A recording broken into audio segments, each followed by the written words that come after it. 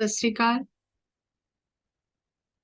ਦੋਸਤੋ। ਅੱਜ ਅਸੀਂ ਫਿਰ ਇੱਕ ਨਵਾਂ ਵਿਸ਼ੇ ਲੈ ਕੇ ਤੁਹਾਡੇ ਨਾਲ ਸਾਂਝਾ ਕਰਨਾ ਚਾਹੁੰਦੇ ਹਾਂ। ਅੱਜ ਦਾ ਵਿਸ਼ੇ ਸਾਡੀ ਜ਼ਿੰਦਗੀ ਦੇ ਪਲ-ਪਲ ਨਾਲ ਜੁੜਿਆ ਹੋਇਆ ਹੈ। ਹਰ ਵਕਤ ਸਾਨੂੰ ਇਹ ਸਵਾਲ ਉੱਠਦਾ ਹੈ, ਧਿਆਨ ਕੀ ਹੈ, ਮਨ ਕਿੱਥੇ ਹੈ, ਮਨ ਨੂੰ ਕਿਸ ਤਰ੍ਹਾਂ ਅਸੀਂ ਸਿੱਧੇ ਪਾਸੇ ਲਗਾਉਣਾ ਹੈ, ਕਿਉਂਕਿ ਮਨ ਤੇ ਬਹੁਤ ਭਟਕਦਾ ਹੈ। ਅੱਜ ਅਸੀਂ ਇਹਨਾਂ ਚੀਜ਼ਾਂ ਤੇ ਵਿਚਾਰ ਕਰਾਂਗੇ।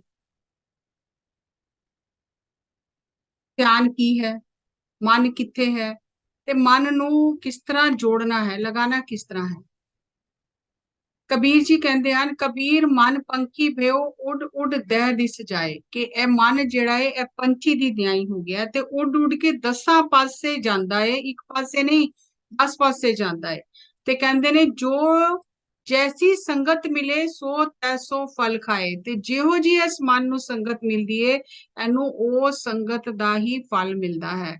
ਜਿਹੋ ਜੀ ਸੋਬਤ ਇਹਨੂੰ ਮਿਲਦੀ ਹੈ ਉਹ ਜਿਹੀ ਇਹ ਮੇਵੇ ਖਾਂਦਾ ਹੈ, ਉਹ ਜਿਹੀ ਫਲ ਖਾਂਦਾ ਹੈ। ਤੇ ਮਨ ਜਿੱਥੇ ਹੈ ਉਸ ਦੀ ਸੰਗਤ ਕਰ ਰਿਹਾ ਹੈ। ਮਨ ਗੁਰਦੁਆਰੇ ਬੈਠ ਕੇ ਦੁਕਾਨ ਤੇ ਚਲਾ ਜਾਂਦਾ ਹੈ, ਮਨ ਗੁਰਦੁਆਰੇ ਬੈਠ ਕੇ ਵੀ ਕੁਕਰਮ ਕਰਦਾ ਹੈ। ਤੇ ਮਨ ਜੋ ਕਰ ਰਿਹਾ ਹੈ ਉਹ ਮਨ ਉਸ ਦੀ ਸੰਗਤ ਕਰ ਰਿਹਾ ਹੈ, ਉਹਦਾ ਹੀ ਮਨ ਨੂੰ ਫਲ ਮਿਲੇਗਾ। ਇਹਨੂੰ ਦੇਖਣ ਨੂੰ ਤੇ ਅਸੀਂ ਗੁਰਦੁਆਰੇ ਬੈਠੇ ਹੋਏ ਹਾਂ, ਲੇਕਿਨ ਮਨ ਤੇ ਗੁਰਦੁਆਰੇ ਨਹੀਂ ਹੈ।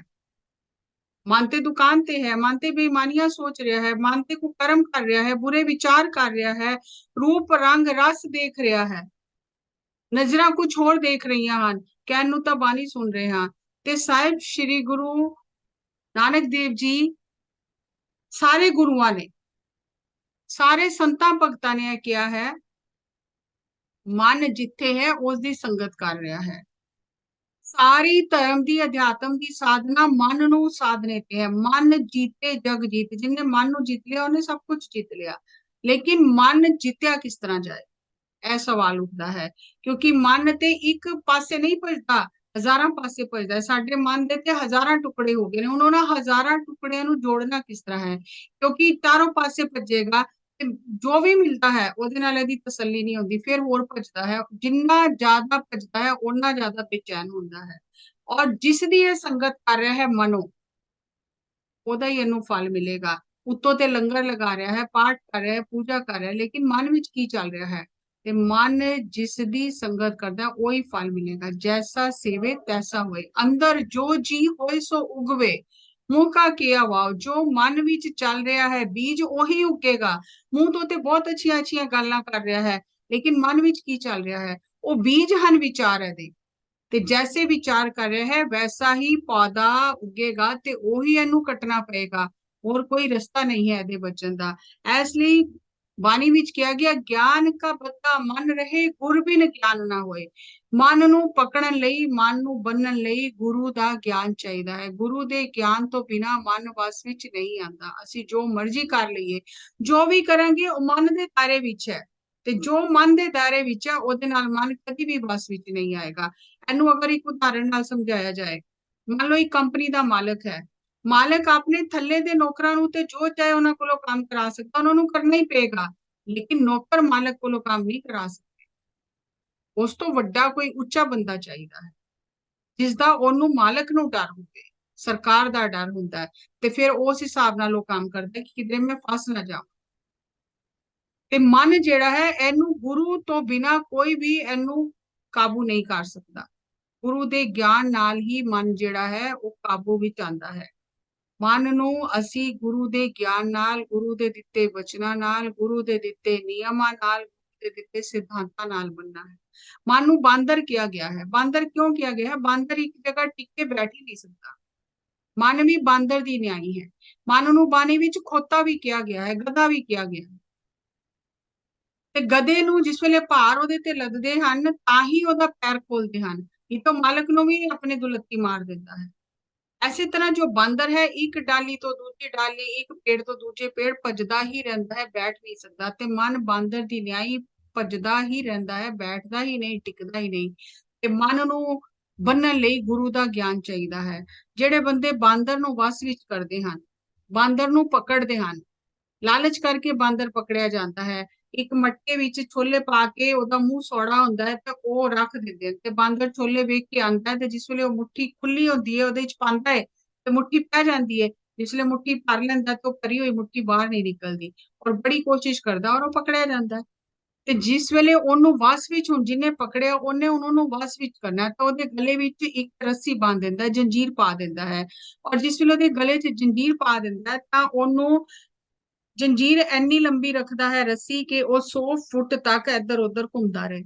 ਹੌਲੀ ਹੌਲੀ ਉਹਨੂੰ ਖਾਣਾ ਪੀਣਾ ਦਿੰਦਾ ਹੈ ਤੇ ਉਹਦੇ ਨਾਲ ਉਹਦੀ ਜਾਣ ਪਹਿਚਾਨ ਹੋ ਜਾਂਦੀ ਹੈ, ਤੇ ਉਹਨੂੰ ਬਾਂਦਰ ਨੂੰ ਇਹ ਸਮਝ ਆ ਜਾਂਦੀ ਕਿ ਇਹ ਖਾਣਾ ਦੇਗਾ ਤੇ ਮੈਂ ਖਾਵਾਂਗਾ, ਮੈਂ ਆਪਣੇ ਆਪ ਕਿਧਰੇ ਦੌੜ ਭੱਜ ਨਹੀਂ ਕਰ ਸਕਦਾ। ਤੇ ਉਹ 100 ਫੁੱਟ ਵਿੱਚ ਅੰਦਰ ਅੰਦਰ ਰਹਿਣ ਦੀ ਬਾਂਦਰ ਨੂੰ ਆਦਤ ਪੈ ਜਾਂਦੀ। 100 ਫੁੱਟ ਤੋਂ ਬਾਹਰ ਉਹ ਛਲਾਂਗ ਮਾਰਨ ਲੱਗਦਾ ਤੇ ਉਹਦੇ ਗਲੇ ਵਿੱਚੋਂ ਰੱਸੀ ਜਿਹੜੀ ਹੈ ਉਹ ਚੁੱਭਦੀ ਹੈ, ਤੇ ਫਿਰ ਉਹ ਬਹਿ ਜਾਂਦਾ ਉੱਥੇ ਹੀ। ਫਿਰ ਹੌਲੀ ਹੌਲੀ ਉਹ ਜਿਹੜਾ ਮਾਲਕ ਹੈ ਜਿਹਨੇ ਉਹਨੂੰ ਵਸ ਵਿੱਚ ਕਰਨਾ ਹੈ, ਮਦਾਰੀ ਜਿਹੜਾ ਹੈ, ਉਹ 50 ਫੁੱਟ ਰੱਸੀ ਕਰ ਦਿੰਦਾ, ਹੋਰ ਛੋਟੀ ਕਰ ਦਿੰਦਾ। ਤੇ ਹੌਲੀ ਹੌਲੀ ਬਾਂਦਰ ਨੂੰ 50 ਫੁੱਟ ਵਿੱਚ ਰਹਿਣ ਦੀ ਆਦਤ ਪੈ ਜਾਂਦੀ ਹੈ। ਫਿਰ ਉਹ 30 ਫੁੱਟ ਦੀ ਰੱਸੀ ਕਰ ਦਿੰਦਾ, ਫਿਰ ਉਹ 10 ਫੁੱਟ ਦੀ ਰੱਸੀ, ਛੋਟੀ ਜਿਹੀ ਰੱਸੀ ਕਰ ਦਿੰਦਾ। ਹੁਣ ਉਹ 10 ਫੁੱਟ ਦੀ ਰੱਸੀ ਜਿਸ ਵੇਲੇ ਬਾਂਦਰ ਭੱਜਣ ਲੱਗਦਾ ਤੇ ਉਹਦੇ ਗਲੇ ਵਿੱਚ ਉਹਦਾ ਸਾਹ ਘੁੱਟਦਾ, ਉਹਦਾ ਗਲਾ ਘੁੱਟਦਾ ਤੇ ਬਹਿ ਜਾਂਦਾ। ਹੌਲੀ ਹੌਲੀ ਉਹਨੂੰ ਸਮਝ ਆ ਜਾਂਦੀ ਹੈ ਕਿ ਹੁਣ ਮੈਂ 10 ਫੁੱਟ ਤੋਂ ਅੱਗੇ ਨਹੀਂ ਜਾ ਸਕਦਾ। ਤੇ ਫਿਰ ਜੋ ਉਹਨੂੰ ਮਾਲਕ ਕਹਿੰਦਾ ਹੈ, ਮਦਾਰੀ ਕਹਿੰਦਾ, ਉਹ ਫਿਰ ਹੌਲੀ ਹੌਲੀ ਸਿੱਖ ਕੇ ਸਭ ਕੁਝ ਕਰਨ ਲੱਗ ਜਾਂਦਾ ਹੈ, ਕਿਉਂਕਿ ਹੁਣ ਉਹਦੇ ਗਲੇ 'ਚ ਰੱਸੀ ਪਾਈ ਹੋਈ।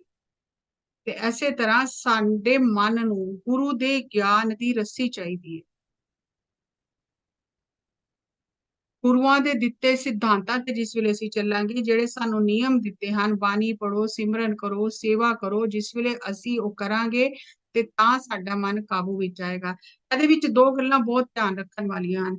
ਅਸੀਂ ਪਾਠ ਪੂਜਾ ਕਰਨੇ ਆ, ਸਿਮਰਨ ਕਰਨੇ ਆ, ਜਪ ਤਪ ਕਰਨੇ ਆ, ਪਾਠ ਵੀ ਰਖਾਨੇ ਆ, ਲੰਗਰ ਵੀ ਲਗਾਨੇ ਆ, ਸਭ ਕੁਝ ਕਰਨੇ ਆ, ਲੇਕਿਨ ਜੋ ਸਾਨੂੰ ਮਨਾ ਕੀਤਾ ਗਿਆ ਨਹੀਂ ਕਰਨਾ ਉਹ ਵੀ ਕਰਨੇ ਆ, ਤੇ ਕੋਈ ਅਸਰ ਨਹੀਂ ਹੁੰਦਾ ਕਿਸੇ ਚੀਜ਼ ਦਾ ਵੀ।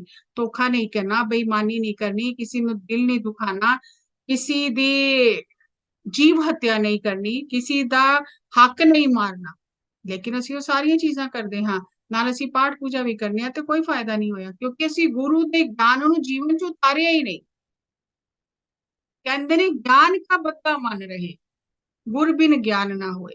ਇਹਦੇ ਚ ਅਗਰ ਅਸੀਂ ਹੋਰ ਗਹਿਰਾਈ ਵਿੱਚ ਜਾਈਏ ਕਿ ਇੱਕ ਤੇ ਸਾਨੂੰ ਗੁਰੂਆਂ ਨੇ ਗਿਆਨ ਦਿੱਤਾ, ਉਸ ਗਿਆਨ ਨਾਲ ਅਸੀਂ ਮਨ ਨੂੰ ਬੰਨਣਾ ਹੈ, ਉਹ ਰੱਸੀ ਗਲੇ ਚ ਪਾਣੀ ਹੈ ਮਨ ਦੇ, ਕਿ ਉਸ ਤੋਂ ਅੱਗੇ ਜਾਏ ਨਾ, ਵਧੇ ਨਾ, ਛਲਾਂਗਾ ਨਾ ਮਾਰੇ। ਦੂਸਰਾ, ਗੁਰੂ ਕੌਣ ਹੈ ਸਾਡਾ? ਆਪਣਾ ਗੁਰੂ ਧਿਆਏ। ਆਪਣਾ ਗੁਰੂ ਕੌਣ ਹੈ ਸਾਡਾ? ਸਾਡੇ ਸਵਾਸ ਸਾਡਾ ਗੁਰੂ ਹੈ। ਜਿਸ ਵੇਲੇ ਅਸੀਂ ਆਪਣੇ ਸਵਾਸ ਗੁਰੂ ਨਾਲ ਜੁੜਾਂਗੇ, ਸਾਨੂੰ ਅੰਦਰੋਂ ਗਿਆਨ ਹੋਏਗਾ, ਸਾਨੂੰ ਅੰਦਰੋਂ ਸੋਝੀ ਹੋਏਗੀ, ਤੇ ਹੌਲੀ ਹੌਲੀ ਮਨ ਭਟਕਣਾ ਬੰਦ ਕਰੇਗਾ। ਅਸੀਂ ਕੋਈ ਗਲਤ ਕਰਾਂਗੇ, ਸਾਨੂੰ ਅੰਦਰੋਂ ਹੀ ਆਵਾਜ਼ ਆਏਗੀ ਕਿ ਨਹੀਂ, ਇਹ ਗਲਤ, ਅਸੀਂ ਗਲਤ ਕੀਤਾ। ਤੇ ਫਿਰ ਜਿਉਂ-ਜਿਉਂ ਸਾਡੇ ਅੰਦਰੋਂ ਆਵਾਜ਼ ਆਏਗੀ ਔਰ ਅਸੀਂ ਉਸ ਹਿਸਾਬ ਨਾਲ ਚੱਲਾਂਗੇ, ਆਪਣੀਆਂ ਗਲਤੀਆਂ ਨੂੰ ਸੁਧਾਰਾਂਗੇ, ਉਸ ਗਿਆਨ ਦੇ ਅਨੁਸਾਰ ਚੱਲਾਂਗੇ, ਉਹੀ ਗਿਆਨ ਜੋ ਗੁਰੂਆਂ ਨੇ ਸਾਨੂੰ ਗ੍ਰੰਥਾਂ ਵਿੱਚ ਦਿੱਤਾ ਹੈ। ਹਰ ਇੱਕ ਗ੍ਰੰਥ ਵਿੱਚ ਇਹੀ ਕਿਹਾ ਗਿਆ, ਹਰ ਇੱਕ ਸੰਤ ਨੇ ਇਹੀ ਕਿਹਾ ਹੈ, ਹਰ ਇੱਕ ਰਿਸ਼ੀ ਮੁਨੀ ਭਗਤ ਨੇ ਇਹੀ ਕਿਹਾ ਹੈ ਕਿ ਹਰ ਇੱਕ ਵਿੱਚ ਪਰਮਾਤਮਾ ਦੇਖੋ, ਕਿਸੇ ਦਾ ਬੁਰਾ ਨਾ ਕਰੋ, ਕਿਸੇ ਨਾਲ ਧੋਖਾ ਨਾ ਕਰੋ। ਲੇਕਿਨ ਸਾਡੇ ਕੋਲ ਹੁੰਦਾ ਕਿਉਂ ਨਹੀਂ? ਕਰਦੇ ਤੇ ਅਸੀਂ ਉਹੀ ਕੁਛ ਆ ਜੋ ਮਨਾ ਕੀਤਾ ਹੈ। ਕਿਉਂ? ਕਿਉਂਕਿ ਅਸੀਂ ਆਪ ਮਿਹਨਤ ਨਹੀਂ ਕਰਦੇ। ਅਸੀਂ ਆਪਣੇ ਅੰਦਰ ਦੇ ਗੁਰੂ ਨੂੰ ਨਹੀਂ ਪਛਾਣਿਆ, ਆਪਣੇ ਆਪ ਨੂੰ ਨਹੀਂ ਪਛਾਣਿਆ, ਆਪਣੇ ਆਪ ਨੂੰ ਨਹੀਂ ਜਾਣਿਆ। ਸਾਡਾ ਸਵਾਸ ਸਾਡਾ ਗੁਰੂ ਹੈ, ਜਿਹਨੂੰ ਸਾਹਿਬ ਸ੍ਰੀ ਗੁਰੂ ਨਾਨਕ ਦੇਵ ਜੀ ਨੇ ਕਿਹਾ, ਪਵਨ ਗੁਰੂ ਪਾਣੀ ਪਿਤਾ, ਮਾਤਾ ਧਰਤ ਮਾਤ। ਅਸੀਂ ਇੱਥੇ ਧਰਤੀ ਧਰਮਸ਼ਾਲ ਵਿੱਚ ਅਸੀਂ ਕਰਮ ਕਰਨ ਆਏ ਹਾਂ, ਤੇ ਅਸੀਂ ਕਿਹੜੇ ਕਰਮ ਕਰਨੇ ਹਨ? ਸ਼ੁਭ ਕਰਮ ਕਰਨੇ ਹਨ। ਸ਼ੁਭ ਕਰਮ ਕਰਾਂਗੇ ਤਾਂ ਹੀ ਪਰਮਾਤਮਾ ਦੇ ਨੇੜੇ ਹੋਵਾਂਗੇ, ਤੇ ਉਹਦੇ ਲਈ ਸਾਨੂੰ ਗੁਰੂਆਂ ਦੇ ਗਿਆਨ ਨੂੰ ਜੀਵਨ ਚ ਉਤਾਰਨਾ ਹੈ। ਖਾਲੀ ਸੁਣ ਕੇ ਇੱਕ ਕੰਨ ਚੋਂ ਦੂਜੇ ਕੰਨ ਚੋਂ ਕੱਢਣਾ ਨਹੀਂ, ਉਹਨੂੰ ਜੀਵਨ ਚ ਉਤਾਰਨਾ ਹੈ।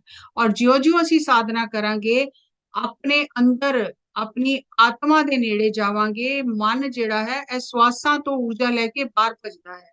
ਤੇ ਜਿਸ ਵੇਲੇ ਅਸੀਂ ਮਨ ਨੂੰ ਸਵਾਸਾਂ ਨਾਲ ਜੋੜਨਾ ਸ਼ੁਰੂ ਕਰਾਂਗੇ, ਇਹਦਾ ਬਾਹਰ ਭੱਜਣਾ ਬੰਦ ਹੋਏਗਾ।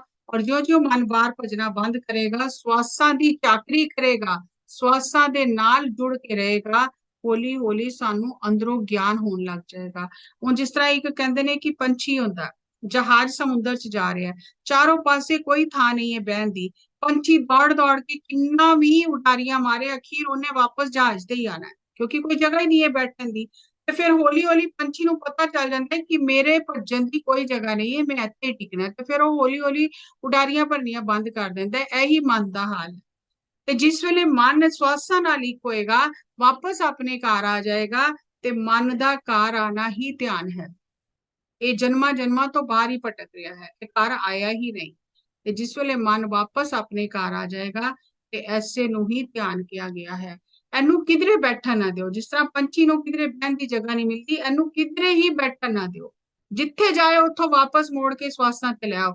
ਜਿੱਥੇ ਜਾਏ ਉੱਥੋਂ ਵਾਪਸ ਮੋੜ ਕੇ ਸਵਾਸਾਂ ਤੇ ਲਿਆਓ। ਤੇ ਇੱਕ ਦਿਨ ਹੌਲੀ ਹੌਲੀ ਅਭਿਆਸ ਕਰਦੇ ਕਰਦੇ ਆਪੇ ਹੀ ਪਰਤ ਕੇ ਵਾਪਸ ਆ ਜਾਏਗਾ, ਟਿਕ ਜਾਏਗਾ। ਜਿਸ ਵੇਲੇ ਮਨ ਵਿੱਚ ਸੋਚ ਹੀ ਆਏਗੀ, ਉੱਥੋਂ ਹੀ ਪਰਤ ਕੇ ਵਾਪਸ ਆ ਜਾਏਗਾ। ਜਿੱਥੇ ਤੁਹਾਨੂੰ ਯਾਦ ਆ ਜਾਏ, ਮੰਨ ਲਓ ਤੁਸੀਂ ਕਿਸੇ ਨੇ ਤੁਹਾਡੇ ਕੇ ਕਿਸੇ ਦੀ ਬੁਰਾਈ ਕਰਨੀ ਸ਼ੁਰੂ ਕੀਤੀ, ਔਰ ਅਸੀਂ ਵੀ ਨਾਲ ਸ਼ੁਰੂ ਹੋ ਗਏ, ਔਰ ਫਿਰ 5 ਮਿੰਟ ਬਾਅਦ ਸਾਨੂੰ ਯਾਦ ਹੈ ਕਿ ਇਹ ਤੇ ਗਲਤ ਹੈ, ਤੇ ਨਹੀਂ ਕਰਨਾ, ਤਾਂ ਉੱਥੋਂ ਹੀ ਵਾਪਸ ਮੁੜ ਜਾਓ ਕਿ ਨਹੀਂ, ਮੈਂ ਬੁਰਾਈ ਨਹੀਂ ਕਰ।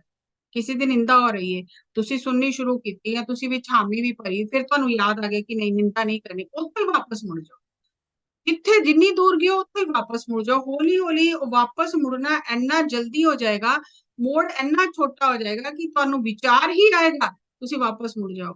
ਆਪਣੇ ਸੋਚ ਵਿਚਾਰ ਨੂੰ ਵਾਪਸ ਮੋੜਨਾ ਹੀ ਧਿਆਨ, ਗਲਤ ਪਾਸੇ ਤੋਂ ਹਟਾ ਕੇ ਸਹੀ ਪਾਸੇ ਲਗਾਣਾ ਹੀ ਧਿਆਨ ਹੈ।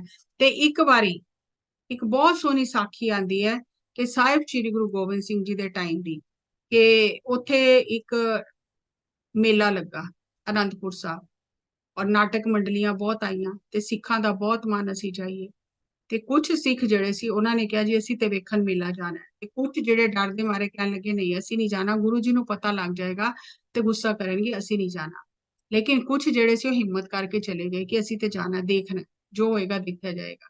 ਹੁਣ ਜਿਹੜੇ ਤੇ ਮੇਲਾ ਦੇਖਣ ਗਏ ਸੀ, ਉਹ ਉੱਥੇ ਵੇਖ ਹੀ ਨਹੀਂ ਪਾਏ। ਅੰਦਰੋਂ ਉਹਨਾਂ ਦਾ ਮਨ ਗੁਰੂ ਸਾਹਿਬ ਦੇ ਚਰਨਾਂ 'ਚ ਹੀ ਲੱਗਾ ਰਿਹਾ ਕਿ ਅਸੀਂ ਠੀਕ ਨਹੀਂ ਕੀਤਾ, ਤੇ ਠੀਕ ਨਹੀਂ ਕੀਤਾ, ਸਾਨੂੰ ਨਹੀਂ ਸੀ ਆਣਾ ਚਾਹੀਦਾ।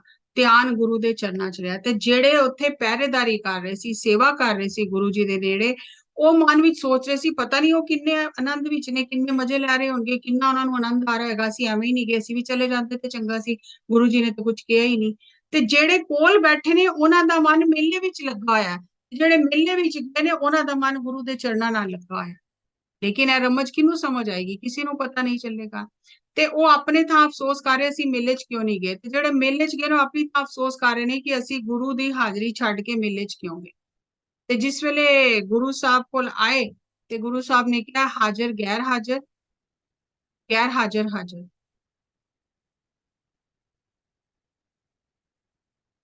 ਹਾਜ਼ਰ ਗੈਰ ਹਾਜ਼ਰ, ਗੈਰ ਹਾਜ਼ਰ ਹਾਜ਼ਰ।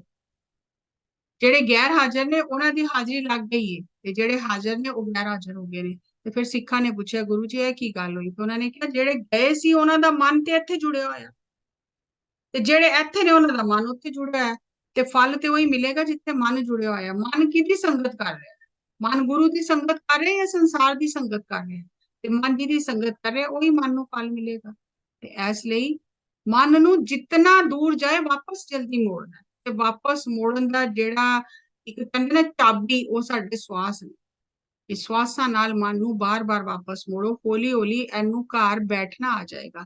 ਜਿਸ ਤਰ੍ਹਾਂ ਇੱਕ ਬੱਚਾ ਸਕੂਲ ਜਾਂਦਾ ਹੈ, ਛੋਟਾ ਬੱਚਾ, ਉਹਨੂੰ ਤੁਸੀਂ ਸਕੂਲ ਭੇਜਿਆ, ਉਹ ਬਹਿੰਦਾ ਹੀ ਨਹੀਂ ਕਲਾਸ ਵਿੱਚ, ਇੱਧਰ ਦੌੜਦਾ ਉੱਧਰ ਦੌੜਦਾ, ਪਕੜ ਪਕੜ ਕੇ ਉਹਨੂੰ ਬਿਠਾਉਂਦੇ ਨੇ, ਤੇ ਜੇ ਬਹਿ ਵੀ ਜਾਏ ਤੇ ਖਾ ਕੇ ਸੋ ਜਾਂਦਾ, ਕਿਉਂਕਿ ਤਾਂ ਮਨ ਹੀ ਨਹੀਂ ਲੱਗਦਾ, ਉਹਨੂੰ ਪਤਾ ਹੀ ਨਹੀਂ, ਕੁਝ ਨਹੀਂ ਸਮਝ ਨਹੀਂ। ਲੇਕਿਨ ਹੌਲੀ ਹੌਲੀ ਰੋਜ਼ ਜਾਂਦੇ ਜਾਂਦੇ ਫਿਰ ਉਹਨੂੰ ਪਤਾ ਲੱਗ ਜਾਂਦਾ ਮੈਂ ਇੱਥੇ ਸਿੱਖਣ ਆਇਆ, ਇਸ ਟਾਈਮ ਮੈਂ ਰੋਟੀ ਖਾਣੀ ਹੈ, ਇਸ ਟਾਈਮ ਮੈਂ ਪੜ੍ਹਨਾ ਹੈ, ਇਸ ਟਾਈਮ ਮੇਰੀ ਸਕੂਲ ਦੀ ਛੁੱਟੀ ਹੋਣੀ ਹੈ, ਮੈਂ ਘਰ ਜਾਣਾ, ਤੇ ਸਿੱਖ ਜਾਂਦਾ। ਤੇ ਮਨ ਵੀ ਉਹ ਬੱਚਾ ਹੀ ਹੈ, ਤੇ ਮਨ ਨੂੰ ਵੀ ਸਿਖਾਣਾ ਹੈ। ਗੁਰੂ ਦੇ ਗਿਆਨ ਦਾ ਡੰਡਾ ਮਨ ਦੇ ਉੱਤੇ ਲਗਾਣਾ ਹੈ ਕਿ ਗੁਰੂ ਨੇ ਜੋ ਕਿਹਾ ਹੈ ਉਹ ਕਰੀਏ, ਜੋ ਜੋ ਮਨਾ ਕੀਤਾ ਉਹ ਨਾ ਕਰੀਏ। ਤੇ ਹਰ ਦਿਨ ਆਪਣੀ ਉਮਰ ਦੇ ਹਿਸਾਬ ਨਾਲ ਸਵਾਸਾਂ ਨਾਲ ਜੁੜੀਏ। ਜੇ 10 ਸਾਲ ਉਮਰ ਹੈ ਤੇ 10 ਮਿੰਟ, 40 ਸਾਲ ਉਮਰ ਹੈ ਤੇ 40 ਮਿੰਟ, 60 ਸਾਲ ਉਮਰ ਹੈ ਤੇ 60 ਮਿੰਟ, ਹੱਥਾਂ ਨੂੰ ਇਸ ਤਰ੍ਹਾਂ ਕ੍ਰਾਸ ਕਰੀਏ, ਪੈਰਾਂ ਨੂੰ ਕ੍ਰਾਸ ਕਰੀਏ, ਅੱਖਾਂ ਬੰਦ ਕਰੀਏ, ਚਸ਼ਮਾ ਉਤਾਰ ਕੇ ਆਂਦੇ ਜਾਂਦੇ ਸਵਾਸਾਂ ਨਾਲ ਇੱਕ ਹੋ ਜਾਈਏ। ਤੇ ਜਿਉਂ-ਜਿਉਂ ਅਸੀਂ ਸਵਾਸਾਂ ਨਾਲ ਇੱਕ ਹੋਵਾਂਗੇ, ਮਨ ਵਾਪਸ ਆਪਣੇ ਘਰ ਪਰਤ ਆਏਗਾ, ਵਾਪਸ ਮੁੜ ਆਏਗਾ। ਤੇ ਜਿਸ ਵੇਲੇ ਮਨ ਆਪਣੇ ਘਰ ਆ ਕੇ ਟਿਕ ਜਾਏਗਾ, ਤੇ ਫਿਰ ਅੰਦਰੋਂ ਜੋ ਸਾਡਾ ਗੁਰੂ ਸਵਾਸ ਗੁਰੂ ਸਾਨੂੰ ਗਿਆਨ ਦੇਗਾ, ਉਸ ਗਿਆਨ ਦੇ ਅਨੁਸਾਰ ਅਸੀਂ ਚੱਲਾਂਗੇ ਤੇ ਮਨ ਦੀ ਭਟਕਣਾ ਬੰਦ ਹੋ ਜਾਏਗੀ। ਐਸੇ ਲਈ ਕਿਹਾ ਗਿਆਨ ਕਾ ਬੱਦਾ ਮਨ ਰਹੇ, ਗੁਰਬਿਨ ਗਿਆਨ ਨਾ ਹੋ। ਅਸੀਂ ਸਵਾਸਾਂ ਨਾਲ ਜੁੜੀਏ, ਜੋ ਸਾਨੂੰ ਗੁਰੂਆਂ ਨੇ ਸਿਧਾਂਤ ਦਿੱਤੇ ਨੇ ਉਹਨਾਂ ਨੂੰ ਆਪਣੇ ਜੀਵਨ 'ਚ ਉਤਾਰੀਏ।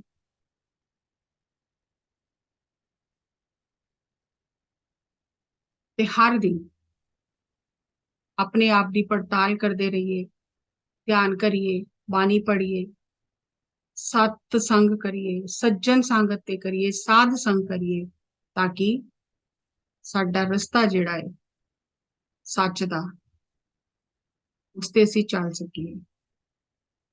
ਫਿਰ ਇੱਕ ਨਵੇਂ ਵਿਸ਼ੇ ਨਾਲ ਤੁਹਾਡੇ ਸਾਹਮਣੇ ਹਾਜ਼ਰ ਹੋਵਾਂਗੇ।